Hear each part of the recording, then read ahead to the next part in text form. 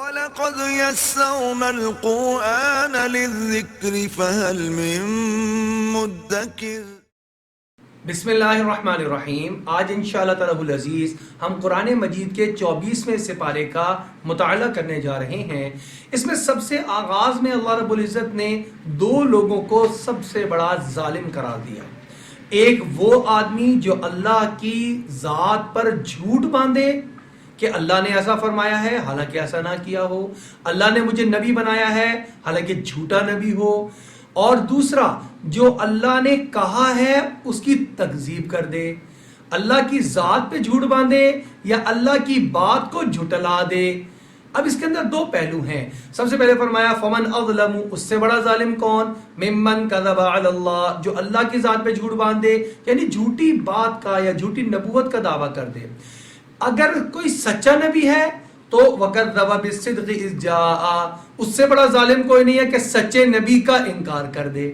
لہٰذا ہمیں یہ غور کرنا چاہیے کہ کہیں نعوذ باللہ ہم ایسی بات کو اللہ کی طرف منسوب تو نہیں کر رہے کہ جو اللہ نے فرمائی نہ ہو، یا جو اللہ نے فرمائی ہو اس کی تکذیب کرنے کے گناہ میں تو ہم مبتلا نہیں ہو رہے۔ اس لیے کوئی بھی بات دین کی سامنے آئے فوراً اس کو انکار کر دینا، فوراً اس کی تصدیق کر دینا، اس کی بجائے ہمیں علم کی تحقیق کرنی چاہیے، صاحب علم لوگوں سے پوچھ کر اس کے مطابق اپنے عقیدے اور اپنے عمل کو بہتر سے بہتر بنانا چاہیے۔ یہاں پر ایک بات اور اللہ رب العزت نے ارشاد فرمائی، وہ یہ الیس اللہ بکافٍ عبدا، کیا اللہ اپنے بندے کے لیے کافی نہیں ہے؟ اللہ رب العزت سے کوئی مشکل ہو تو اسی سے مدد مانگو، اگر کوئی رزق چاہیے تو اسی سے دعا کرو، اگر صحت چاہیے بیماری سے تو اللہ ہی سے دعا کرو۔ اللہ رب العزت اپنے بندوں کی حاجت روائی کے لیے بہت کافی ہے۔ سوالیہ نشان اللہ نے ارشاد فرما دیا سوالیہ انداز سے، الیس اللہ بکافٍ عبدا، کیا اللہ اپنے بندے کے لیے کافی نہیں؟ وہ اللہ جو کل کائنات اور اس کے نظام کو چلا رہے ہیں، کیا ایک بندے کے نظام کو درست کرنا اللہ کے لیے مشکل کام ہے؟ لہذا یہ ایک بات۔ دوسری بات جو یہاں پر ہے وہ یہ کہ اس دنیا میں رہتے ہوئے انسان بعض اوقات شیطان کے بہکاوے میں آ کر شیطان کے راستے پر چل پڑتا ہے، جھوٹ بھی بولے جاتے ہیں، دھوکہ بھی دے دیتا ہے، امانت میں خیانت بھی کر بیٹھتا ہے، نماز کو بھی چھوڑ بیٹھتا ہے، کبھی زکوٰۃ اس کی باقی رہ جاتی ہے، کبھی روزہ رکھنے میں کوتاہی ہو جاتی ہے، مختلف طرح کی معاشرتی کوئی برائی ہو جاتی ہے۔ تو یہ ساری کی ساری چیزیں انسان کے سامنے جب آتی ہیں، جب اس کو احساس ہوتا ہے تو کہیں اب مایوس نہ ہو جائے، شیطان اس کو مایوس کر دیتا ہے۔ شیطان کہتا ہے تیری اتنی لمبی زندگی، 40 سال کی زندگی، 50 سال کی زندگی میں گناہ بھرے پڑے ہیں، اب تو توبہ کرے گا بھی تو اللہ معاف نہیں فرمائیں گے۔ اللہ رب العزت اس مایوسی کے دروازے کو بند کرنا چاہتے ہیں اور ارشاد فرماتے ہیں کبھی بھی اللہ کی رحمت سے مایوس مت ہونا۔ قل یا عبادی الذین اسرفوا علی انفسہم لا تقنطوا من رحمت اللہ، میرے بندوں سے کہہ دیجئے جنہوں نے اپنے نفسوں پر ظلم کیا ہے، گناہ کر بیٹھے ہیں، اللہ کی رحمت سے کبھی بھی نا امید مت ہونا۔ ان اللہ یغفر الذنوب جميعا، اللہ سارے کے سارے گناہوں کو معاف فرما دیں گے۔ انہ هو الغفور الرحیم، اللہ تو بہت زیادہ معاف کرنے والے اور بہت زیادہ رحم کرنے والے ہیں۔ یہ بات بڑی اہم ہے، گناہ کے بعد توبہ کریں گے تو اللہ معاف کریں گے، اگر گناہ کرنے کے بعد توبہ اور شرمندگی کا اظہار نہ ہوا تو توبہ نہیں ہوئی، اور توبہ نہیں ہوئی تو اللہ معاف نہیں کریں گے۔ اس لیے کہا جاتا ہے جب گناہ انسان سے ہو جائے فوراً اس پر توجہ ہو، فوراً توبہ کر لیں، حتیٰ کہ ایک دن میں اگر ایک ہی طرح کا گناہ 70 مرتبہ ہو جائے تو 70 مرتبہ توبہ کر لیں۔ اللہ کی رحمت اتنی وسیع ہے کہ 70 مرتبہ بندے کے گناہوں کو معاف فرما کر اپنی رحمت کی آغوش میں لے لیتی ہے۔ آگے اللہ نے 3 عذر بیان کیے کہ دیکھنا یہ نہ ہو کہ تم اسی امید پر کہ میں کل توبہ کر لوں گا، مرنے سے پہلا توبہ کر لوں گا، کہیں تمہیں موت ہی نہ آ جائے۔ اگر توبہ کے بغیر مر گئے تو یہ تم اپنا خود نقصان کر رہے ہو۔ پھر تم یہ 3 باتیں نہ کہنا، پھر اس وقت تمہارا عذر نہیں مانا جائے گا۔ پہلی بات، کہیں تم یہ نہ کہہ دو، یہ تمہیں کیوں بتا رہا ہوں، کہیں تم یہ نہ کہہ دو بغیر توبہ کے دنیا سے چلے جاؤ اور پھر کہیں تم میرے سامنے قیامت والے دن کھڑے ہو تو پھر تم کہیں یہ نہ کہو، کیا نہ کہو؟ فرمایا وَاتَّبِعُوا أَحْسَنَ مَا أُنزِلَ إِلَيْكُم مِّن رَّبِّكُم، تم اللہ نے جو نازل شدہ احکامات ہیں اللہ کے، ان کی بہترین طریقے سے پیروی کرو. من قبل، اس سے پہلے، ان یاتیکم العذاب بغتہ، اچانک تم پہ کوئی عذاب آ جائے، وانتم لا تشعرون، اور تمہیں شعور ہی نہ ہو. تو اس دنیاوی تکلیف اور عذاب آنے سے پہلے توبہ کر لو. یا پھر او تقول نفس یا حسرت علی ما فرطت فی جنب اللہ وان کنت لمن الساخرین، یا تم دنیا سے چلے جاؤ اور آخرت میں جا کے تم افسوس کرو، ہائے افسوس، میں تو اللہ کے احکامات کو مذاق میں ہی اڑاتا رہا، کاش میں اللہ کے احکامات کو سنجیدگی سے لے لیتا. تو آج اللہ بتا رہے ہیں سنجیدگی سے لے لو، جو برائیاں ہوتی ہیں اس پر توبہ کر لو. یا کہیں تم یہ نہ کہنے لگو عذر کے طور پر، او تقول لو ان اللہ ہدانی لکنت من المتقین، اگر اللہ مجھے اس ٹائم ہدایت دے دیتے تو میں بھی متقین میں سے ہو جاتا. تو یہ ہدایت ہی تو ہے کہ اللہ نے آیات نازل فرما دی، انبیاء علیہ السلام کو بھیج دیا، قرآن کو تمہارے لیے نازل فرما دیا اور کہا اس کو پڑھو، اور لوگوں نے تم تک بات کو پہنچا دیا. تمہارے ذمہ تھا ہدایت کو سیکھنا اور علم دین کو سیکھنا، قرآن کو سیکھنا، لہذا ابھی سیکھ لو. یہ اس وقت مت کہنا اگر اللہ چاہتا تو ہم متقی ہوتے. اللہ چاہ رہے ہیں کہ تم متقی ہو جاؤ، بس قدم اٹھاؤ، ہمت کرو اور متقی کی صف میں داخل ہو جاؤ. تیسرا عذر، او تقول حین تری العذاب، یا جب تمہیں آخرت میں عذاب کے لیے جہنم کے پاس لے جایا جائے اور تم عذاب کو دیکھ لو تو کہیں تم پھر اس وقت یہ نہ کہنا لو ان لی کرۃ فاکون من المحسنین، ایک باری اور دے دی جائے تو میں نیک عمل کر کے آ جاؤں. اس لیے کہ ایک ہی بار دنیا میں آئے ہیں، یہاں پر ایک ہی دفعہ آنا ہے، ایک ہی دفعہ رہنا ہے.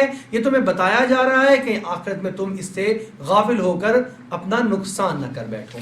ایک اور پوائنٹ جو اللہ رب العزت نے یہاں پہ بیان فرمایا وہ یہ ہے کہ اللہ جل شانہ نے ساری دنیا جہان سے کٹ کر اپنے سے مانگنے کا حکم دیا. فرمایا وقال ربکم ادعونی استجب لکم، تمہارا رب تم سے کہتا ہے مجھے پکارو میں تمہاری دعاؤں کو قبول فرما لوں گا. کتنا خوبصورت جملہ ہے. اور جو اللہ سے نہیں مانگتا اللہ اس سے ناراض ہوتے ہیں. حدیث مبارکہ میں نبی اکرم صلی اللہ علیہ وسلم نے ارشاد فرمایا جو اللہ سے مانگتا ہے اللہ خوش ہوتے ہیں. دینا جب اللہ نے ہے، حکم بھی اللہ نے دیا مانگو، تو جو اللہ کے حکم کی وجہ سے مانگے گا، اللہ کے حکم کو گویا پورا کر رہا ہے، اللہ اس سے خوش ہو جائیں گے. اور فرمایا جو نہیں مانگتا وہ گویا تکبر کرتا ہے، اور تکبر والے کو سزا ملنی ضروری ہے. فرمایا ان الذین یستکبرون عن عبادتی، جو میری عبادت میری دعا سے تکبر کرتا ہے، سیدخلون جہنم داخرین، اس کو میں جہنم میں داخل کر دوں گا. ایک دوسرے مقام پر اللہ جل شانہ نے قرآن پاک میں دعا کے آداب کو بیان فرماتے ہوئے ارشاد فرمایا وقال، اور اللہ جل شانہ تمہیں کہتے ہیں کیا، ادعوا ربکم تضرعا وخفیا، تم اپنے رب کو پکارو عاجزی کے ساتھ، تضرع کے ساتھ، انکساری کے ساتھ.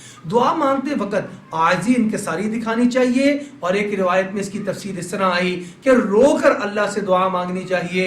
اگر رونا نہ آ رہا ہو تو رونے کی ظاہری شکل بنا لینی چاہیے، یا اللہ آنکھوں سے تو آنسو نہیں آ رہے لیکن ہم آپ سے مانگتے ہیں اور رونے کی شکل بنا لیتے ہیں، آپ اس ظاہری شکل و صورت میں حقیقت کا رنگ بھر دیجئے. لہذا اللہ سے مانگنا اور دل متوجہ ہونا ضروری ہے.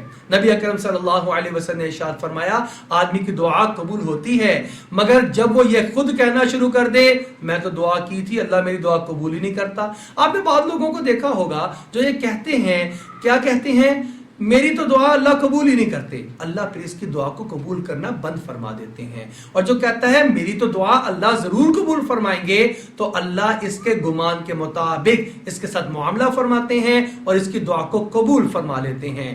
غافل دل کی دعا اللہ قبول نہیں فرماتے، حرام کھانے والی کی دعا اللہ قبول نہیں فرماتے. ان چیزوں کا اہتمام کرتے ہوئے ہمیں دعا ضرور مانگنی چاہیے. اللہ کے دروازے کھلے رہتے ہیں، خاص طور پہ رمضان المبارک میں ہر رات میں اللہ جل شانہ آسمانی دنیا پہ تشریف لاتے ہیں اور بندے سے کہتے ہیں ہے کوئی مانگنے والا میں اس کو عطا فرما دوں.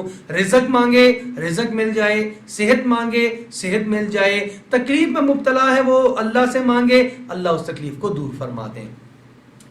ایک اور جو اسی سورت مبارک اسی سپارے میں ایک اہم مضمون ہے وہ یہ ہے، قیامت والے دن کچھ لوگ جو جھوٹ کے عادی ہوں گے وہاں پر بھی جھوٹ بولنا چاہیں گے، تو اللہ جل شانہ منہ کے اوپر تالا لگا دے گا، مہر لگا دے گا۔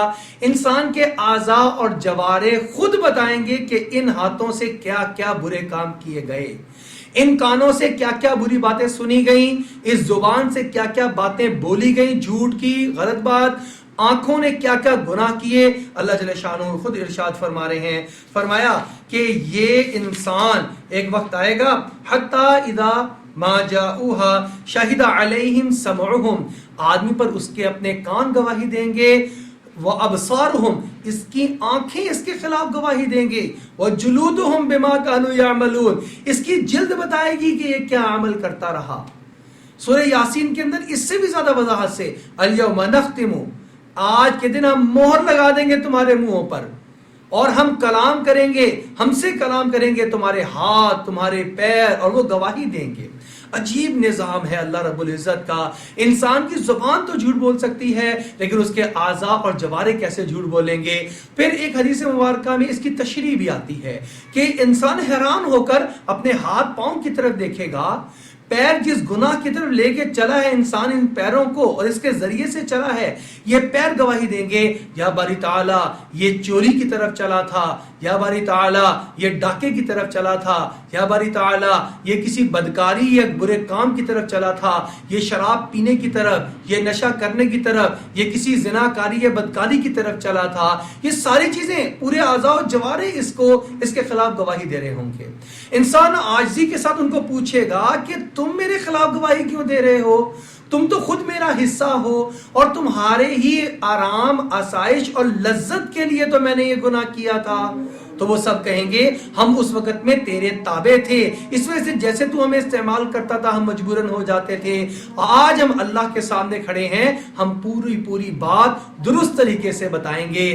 اس لیے ہمیں یہ احتیاط رکھنی چاہیے۔ ہم لوگوں سے تو چھپ جاتے ہیں برا کام کرتے وقت، یہ بھی ایک بہت بڑی اچھی بات ہے کہ کھلے عام گناہ نہیں کرنا چاہیے، لیکن چھپ کر بھی گناہ کریں تو کس سے چھپیں؟ اللہ نے تو فرشتے بھی رکھے ہوئے ہیں جو نوٹ کر رہے ہیں۔ فرشتوں سے آگے بڑھ کر ہمارے اعضاء و جوارے یہ قیامت والے دن یا تو نیک کام کے بارے میں گواہی دیں گے، جنت میں جانے کا باعث بن جائیں گے، یا برے کام جو ہم نے کیے ان کے لیے ہمارے خلاف گواہی دیں گے اور جہنم میں لے جانے کا سبب بن جائیں گے۔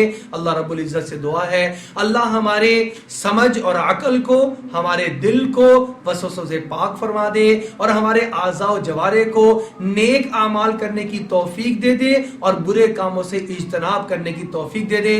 رمضان المبارک کا مہینہ بہترین مشق کا مہینہ ہے۔ اس مہینے میں جس برے کام کو چھوڑ دیا جائے اللہ رب العزت اس کی برکت سے بقایا اگلے 11 ماہ بھی اس سے رکنے کی توفیق عطا فرما دیتے ہیں۔